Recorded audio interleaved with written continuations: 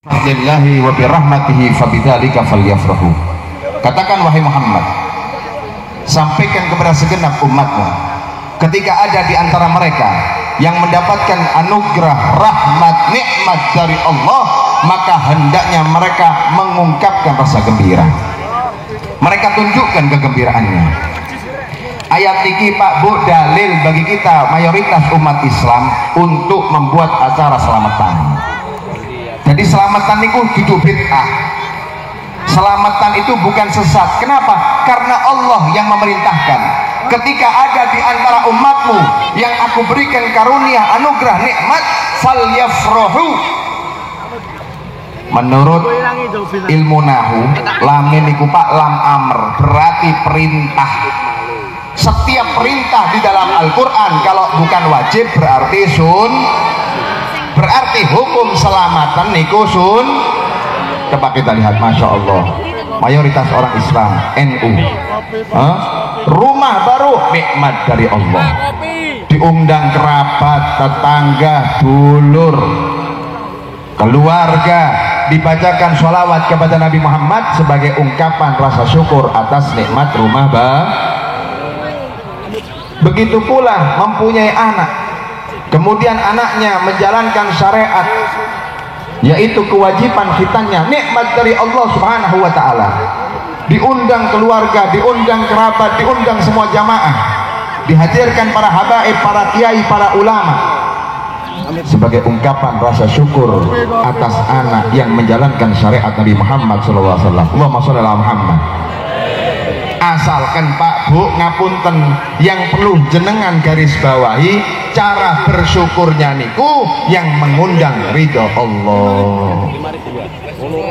Jadi jangan salah, walhamdulillah beb, kulo dapat anak baru, alhamdulillah beb, saya mengadakan walimah pernikahan, alhamdulillah beb, usaha saya naik, usaha saya baru, akhirnya selamatan, tapi selamatan nih salah, sing diundang palapa, orkesan, la ilaha illallah, syaweran, di situ isinya judi, di situ isinya mabuk, la ilaha illallah. Allahumma sholli ala Muhammad. Lo jangan disalahkan Pak, lo beb, anak kula niki diajak sholat angel, diajak baca Quran sulit. Kenapa? Selamatan nih salah. Bung sampean selamatan nyeluki pala apa? Ya jangan disalahkan, untuk diajari ibadah sulit. Coba aja orkesan, bapaknya dorong berangkat, anaknya budal disian. Allahumma sholli ala Muhammad. Boleh kita mengungkapkan rasa gembira, tapi yang mengundang ridho Allah Subhanahu. Allahumma sholli ala Muhammad. Sholawat. Apa manik sholawat niki Pak? Ya Allah, jalsah yang paling enak. Coba lihat jenengan, duduk 2 jam 3 jam tak terasa, bahkan kekurangan. Duduknya kita ini tidak sebentar, 2 jam 3 jam bahkan lebih, itu pun tidak kekurangan, kita masih kekurangan, masih kurang. Ini menunjukkan bahwa ketenangan, kedamaian itu dengan dekatnya kita kepada Allah dan Nabi Muhammad SAW. Allahumma sholli ala Muhammad. Bahkan kadang sifat basyariah kita ini hilang. Sifat menungso niku kali panjenengan niki Pak iso hilang karena berkah sholawat. Coba lihat, manusia itu lapar, manusia itu sifatnya kepingin buang hajat. Bu Pak, sampai jenengan duduk di sini 4 jam, ada yang kelaparan di sini? Apa? Boten enten apa nenten? Allahumma sholli ala Muhammad. Loh, kadang kita duduk di sini bahkan keinginan untuk buang hajat pun hilang karena berkah sholawat kepada Rasulullah SAW. Makanya Al-Imam Ali bin Muhammad Al-Habsyi, pengarang kitab Maulid Sittut Durar, berkata, masyi kama majma'il maulid. Tidak ada Pak yang seperti majlis maulid Nabi Muhammad SAW. Sekalipun majlis yang membandingi lebih luar biasa hadirnya, tapi tidak ada majlis yang seindah, sehebat, seunggul daripada majlis Rasulullah. Kenapa? Karena di sini Allah turunkan rahmat. Kenapa? Karena di sini Nabi memandang kita, bahkan di sini Nabi hadir bersama-sama kita di malam yang berbarkah ini. Allahumma sholli ala Muhammad. Masih kama majma'il maulid, beliau tutup apa? Yahdur bihal Mustafa wa ahlil ghuyub. Di majlis ini hadir Nabi Muhammad, di majlis ini hadir keluarga Nabi Muhammad, bahkan ahlil ghuyub, para arwah solihin dan para aulia. Allahumma shalli ala Muhammad. Makanya Pak, di majlis niki jaga adab, jaga akhlak. Beliau tadi ngasih arahan kepada kita, majlis sholawat ini bukan majlis tontonan. Majlis sholawat ini adalah tempat untuk menyambung hubungan kita dengan Rasulullah Sallallahu Alaihi Wasallam. Allahumma shalli ala Muhammad. Makanya yang adab, yang akhlak dijaga hatinya. Niatkan agar supaya diri kita ini bersambung dengan Rasulullah, semakin dekat dengan Nabi Muhammad, merasa cinta dengan Rasulullah Sallallahu Alaihi Wasallam. Salah satu orang soleh pernah bermimpi Nabi Muhammad. Di dalam mimpinya dia berkata kepada Rasulullah, ya Rasulullah, bagaimana ini orang ahlu zamanil akhir, mereka semua menghabiskan waktunya untuk bersolawat kepada Nabi Muhammad, mereka semua bahkan menghabiskan uangnya untuk berbangga diri atas jalsa Rasulullah Sallallahu Alaihi Wasallam. Apa yang mereka dapatkan ya Rasulullah?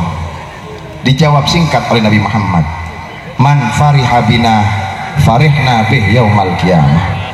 Siapa orang yang bangga denganku, senang denganku, maka kelak akan aku senangkan di hari kiamat, kelak akan aku banggakan di hari kiamat. Dia adalah orang-orang yang akan aku tolong dan aku beri syafaat ada di akhirat. Amin Allahumma, amin Allahumma. Pernah dikisahkan Pak, ada satu orang wong niki gak seneng ambil maulid sholawatan, makanya rugi orang yang tidak diarahkan hadir di majlis Rasulullah SAW. Ada satu orang yang gak seneng sholawatan, dan ini dikisahkan oleh Sayyid Alwi bin Abbas Al-Maliki, abah daripada Sayyid Muhammad bin Alwi bin Abbas Al-Maliki Mekah. Karena beliau ini pernah mengisi acara di Palestina beberapa titik, melihat di acara peringatan itu ada satu orang yang setiap beliau ngisi itu berdiri mulai awal sampai akhir. Di beliau ini ngisi sholawat sambil ngisi ceramah, ada satu orang berdiri mulai awal, ya Rabbi sholli ala Muhammad, ya Rabbi sholli alaihi wasallim, sampai akhir doa. Kalau kita kan duduk, berdirinya pas qiyam. Ini enggak, min awal ila akhir berdiri. Akhirnya mengisi di tempat yang lain, kelihatan orang yang sama, ini orang berdiri awal sampai akhir. Ngisi di acara berikutnya pun seperti itu, mulai awal sampai akhir nih orang berdiri. Karena ini pemandangan yang aneh, bar mari acara itu orang tadi dipanggil oleh Sayyid Alwi bin Abbas Al-Maliki. Ente kenapa kok mulai awal sampai akhir berdiri, padahal banyak tempat yang luas yang kamu bisa duduk tenang ada di jalsa tersebut.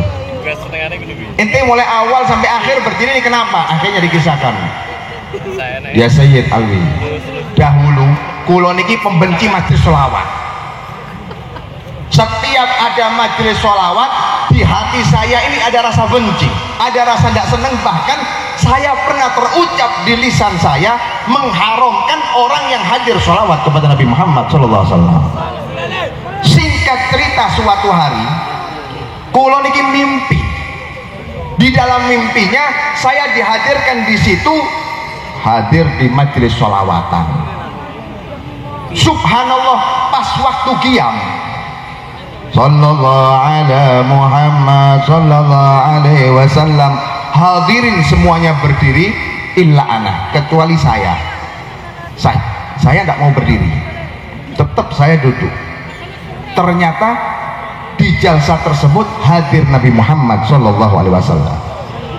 Ketika Nabi Muhammad melewati saya, beliau tanya, ya fulan, kenapa ente tidak berdiri seperti orang lain berdiri ketika mahalul qiyam? Saya pun protes, ya Rasulullah, ini adalah ajaran syariat yang tidak pernah engkau lakukan, bahkan sahabatmu tidak pernah melakukan acara seperti ini. Maka aku tidak ingin membuat bid'ah melaksanakan apa yang tidak pernah engkau laksanakan. Nabi pun tidak jawab, Bu. Singkat Nabi ngomong, ente mau berdiri, kamu mau berdiri atau kamu tidak bisa berdiri seumur hidupmu. Subhanallah, ini orang tetap tidak mau berdiri. Singkat cerita, ketika bangun Allah jadikan kakinya lumpuh. Dia berobat kemana-mana, baik dalam negeri maupun luar negeri, bahkan akupuntur pun dia kerjakan. Wis, mulai berobat ilmu kedokteran sampai ilmu tradisional, semua perobatan niki Pak Bu niku dikerjakan. Subhanallah, tak kunjung sembuh.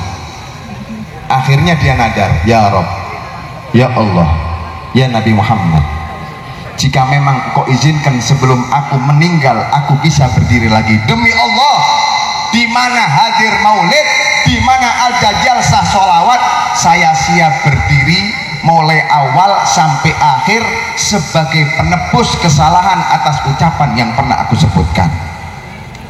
Subhanallah, besok bangun tidur diberi kesembuhan oleh Allah Subhanahu wa ta'ala. Oleh karena itu di majelis ini kita punya hajat masing-masing, di majelis ini kita punya keinginan masing-masing. Mari kita niatkan, mudah-mudahan apa yang kita hajatkan, apa yang kita inginkan karena berkah sholawat, Allah kabulkan segala apa yang kita inginkan, kita hajatkan. Mudah-mudahan insya Allah karena berkah sholawat Allah perbaiki kehidupan kita. Karena berkah sholawat Allah jadikan kita orang-orang yang ahli ibadah, menjalankan syariat Nabi Muhammad SAW. Allah perbaiki hubungan kita dengan Allah dengan melaksanakan apa yang diperintahkan oleh Allah dan menjauhi apa yang dilarang oleh Allah Subhanahu wa ta'ala. Dan mudah-mudahan insya Allah karena berkah sholawat Allah jadikan keluarga kita keluarga yang sakinah mawaddah warahmah. Allah jadikan anak-anak kita menjadi anak soleh solehah, anak-anak yang ahli ibadah, ahli sholat, ahli Quran, ahli di dalam melaksanakan perintah Allah Subhanahu wa ta'ala. Dan mudah-mudahan insya Allah harapan kita yang terakhir, Allah tutup umur kita dalam keadaan ibadah, husnul khatimah, husnul khatimah, amin Allahumma amin, Allahumma amin, Allahumma amin. Akhirul kalam, assalamualaikum warahmatullahi wabarakatuh.